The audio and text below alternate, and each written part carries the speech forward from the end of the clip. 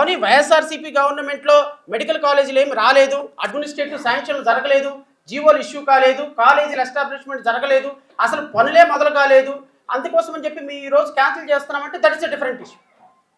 కాలేజీలు స్టార్ట్ అయ్యి అడ్మిషన్స్ ప్రక్రియ కొనసాగుతున్నటువంటి 100 కోట్ల రూపాయలు కేటాయింపు జరిగినటువంటి దాంట్లో మెడికల్ కాలేజీలు మేము ఎత్తేస్తామంటే కూటమి ప్రభుత్వం కళ్ళార్పకుండా అబద్ధాలు ఆడుతున్నట్టు కాదా సార్?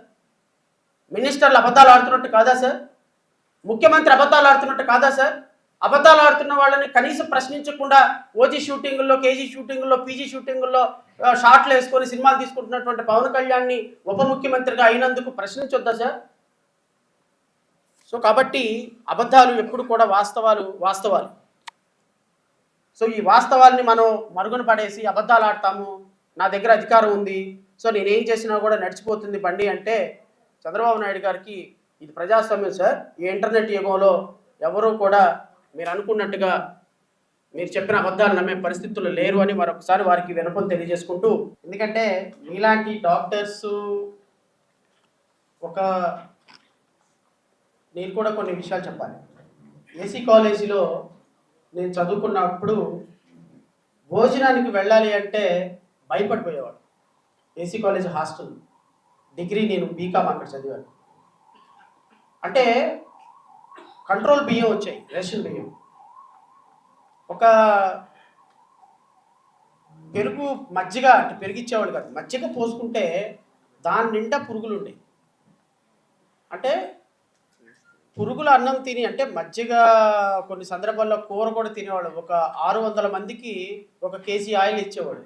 బహుశా వాళ్ళు ఎక్కువ ఇచ్చేవాళ్ళేమో, వీళ్ళు సైడ్ చేసేసేవాడు. ఈ విధంగా తినటానికి తిండి కూడా ఇబ్బందికరంగా తిని గవర్నమెంట్ స్కూల్స్లో తిరిగి చదువుకొని ఈరోజు మేము కోటేసుకొని మేము ముందు కూర్చున్నామంటే కారణం ఆ రోజు గవర్నమెంట్ స్కూల్స్, గవర్నమెంట్ హాస్టల్స్ ఉండబట్టి.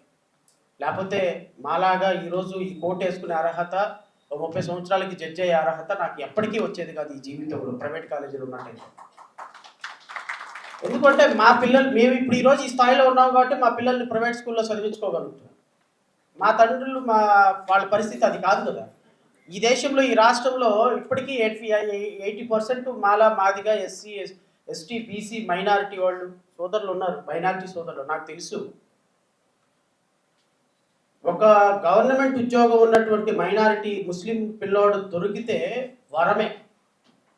గవర్నమెంట్ ఉద్యోగం ఉన్నటువంటి వాళ్ళు, రాజశేఖర రెడ్డి గారి పుణ్యమాన 4% రిజర్వేషన్స్ వచ్చినాయి వాళ్ళకి. లేకపోతే ఒకప్పుడు గవర్నమెంట్ కాలేజీ ముస్లిం అబ్బాయి అంటే కోట్లు 2 కోట్లు ఎగేసుకుని వెళ్ళిపోయిన వాళ్ళు, ఎందుకంటే చదువుకునే వాళ్ళు లేరు.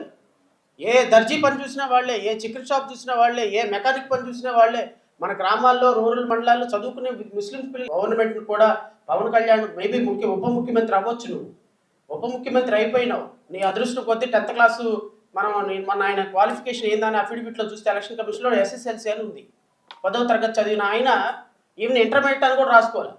10th క్లాస్ చదివిన ఆయన ఈరోజు ఉప ముఖ్యమంత్రి అయ్యి IPS ఆఫీసర్లు, IAS ఆఫీసర్లు, పెద్ద ప్రిన్సిపల్ సెక్రటరీలు చెల్లిట్లు కొడుతున్నారు. ఎందుకు కొడుతున్నారు? What is his qualification? ప్రజాస్వామ్యంలో ప్రజల కోసం ఏమైనా గ్రీవియన్స్ తీర్చాడా?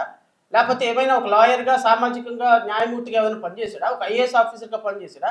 సమస్యల గురించి తెలుసా? కుటుంబ శంకర్ అని చెప్పేసి ఆ ప్యాంటు ఎందుకు వేసుకుంటారో తెలియదు, అలాంటి సినిమాలు తీసి, అలాంటి కుటుంబ శంకర్ సినిమా ఒకసారి చూడండి. ఆయన క్యారెక్టర్ ఏంటో, ఆయన సినిమాల్లో ఆయన ఇదేంటి, ఆయన బ్యాక్గ్రౌండ్ ఏంటి. ఇలాంటి వ్యక్తులు సినిమాలు చూసి ఒక 100 కోట్లు సంపాదించి వచ్చి పెటాపురం లాంటి దాంట్లో 100 కోట్లు 200 కోట్లు ఖర్చు పెట్టి ఎమ్మెల్యేలు అయిపోయి 4% 5% తీసుకొచ్చి ఆ ఓటు బ్యాంక్ దగ్గర ఉప ముఖ్యమంత్రి అయిపోయినారు. వీళ్ళ వల్ల సమాజానికి ఉపయోగం ఏంటో ఆలోచించండి. ఏముంది ఉపయోగం? ఈరోజు ప్రభుత్వ మెడికల్ కాలేజీలు కాపులకు అన్యాయం జరగదా? రేపు ఈడబ్ల్యూఎస్ కేటగిరీలో 10% రిజర్వేషన్ ఓసీలకు ఉంది. కాపులకు అన్యాయం జరగదా? ముస్లిమ్స్కి అన్యాయం జరగదా? కమ్మ వాళ్ళకి అన్యాయం జరగదా? బ్రాహ్మిన్స్కి అన్యాయం జరగదా? ఏం మీరు మాట్లాడరా? ఈడబ్ల్యూఎస్ రిజర్వేషన్ 10% ఉందండి, 10% రిజర్వేషన్ ఉంది వాళ్ళకి. అలాంటి రిజర్వేషన్ రేపొద్దున అన్యాయం అయిపోతే పవన్ కళ్యాణ్ ఎక్కడికి వెళ్ళాడు? ప్రశ్నిస్తారన్న పార్టీ కదా. భారతీయ జనతా పార్టీ ఎందుకు మాట్లాడటం లేదు? మీరు తీసుకొచ్చినప్పటి ఈడబ్ల్యూఎస్ రిజర్వేషనే కదా. రేపు బ్రాహ్మిన్స్ అందరూ మీ పార్టీకే కదా ఓటేస్తుంది. రేపు సమాజంలో అందరూ బ్రాహ్మణ్ ఆర్ఎస్ఎస్ భావజాలంతో ఉన్న బీజేపీ పార్టీకి కదా ఓటేస్తుంది. మరి మీ కులాలకు రేపు అన్యాయం జరుగుతుంది, ఇలాంటి డెసిషన్ మీరు ఎట్లా తీసుకున్నారని మనం ప్రశ్నించాలి కదండి. ఇది ఒక ఎస్సీ ఎస్టీలకు మాత్రమే కాదు కదా అన్యాయం. సో ఖచ్చితంగా డాక్టర్స్ మన ముందు చెప్పినట్టుగా ఇది చాలా సీరియస్ కన్సర్న్ ఉన్నటువంటి అంశం. దీని మీద ఖచ్చితంగా రాష్ట్ర వ్యాప్తం ఉద్యమాన్ని తీసుకెళ్తాం. ఈ రోజు కాకపోతే రేపు కాకపోతే ఎల్లుండైనా నేనైతే మన జగన్మోహన్ రెడ్డి గారు ఏదైతే చెప్పారో దాంట్లో పూర్తిగా ఏకీభవిస్తున్నా.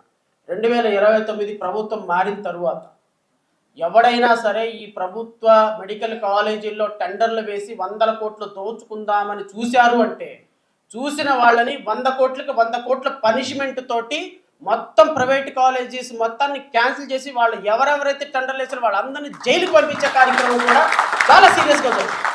ఎవరెవరి దగ్గర అయితే డొనేషన్లు కలెక్ట్ చేసుకొని 100 కోట్లు 200 కోట్లు పెట్టుబడి పెట్టి 300 కోట్లు దోచుకుందాం, చంద్రబాబు నాయుడుకి ఇంత ఇద్దాం, నారా లోకేష్కి ఇంత ఇద్దాం అన్న ప్రతి ఒక్కడి తోక కట్ చేసి వాడిని జైల్లో వేయించకపోతే జయభీమరా భారత్ పార్టీ వదిలేదే ప్రసక్తే లేదు.